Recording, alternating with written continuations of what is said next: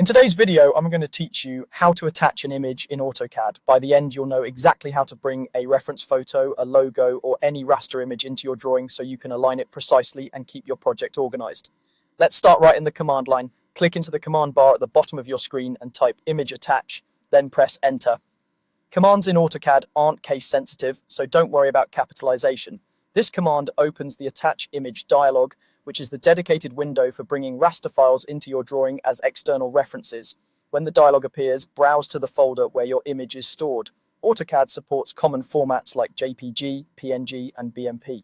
Choose the file you want and click Open. It's a good idea to keep your image files in the same project folder as your DWG, so the reference path stays valid if you move the project to another computer. Also, be mindful of file size. Very large images can slow performance, so pick a resolution that's clear enough to read without being excessive. If your image has transparency, PNG is often a better choice than JPG.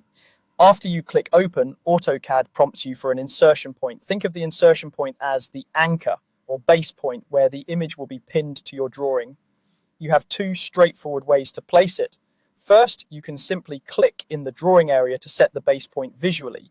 If you want precision, turn on object snaps and click a known point, like the endpoint of a line or the intersection of two elements, to align the image exactly where it belongs. Alternatively, you can type coordinates directly into the command line and press enter. Use the XY format, something like 0.0 if you want to place the image at the drawing origin. This method is especially helpful when you're working with survey data or you need consistent, repeatable placement across files. If you prefer to eyeball it, clicking is perfectly fine.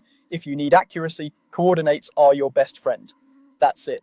You've opened the Attach Image dialog with Image Attach, selected your image, and set the insertion point either by clicking or by typing coordinates. With those three actions, your image is now part of your drawing workflow, ready to reference, trace, or align as needed.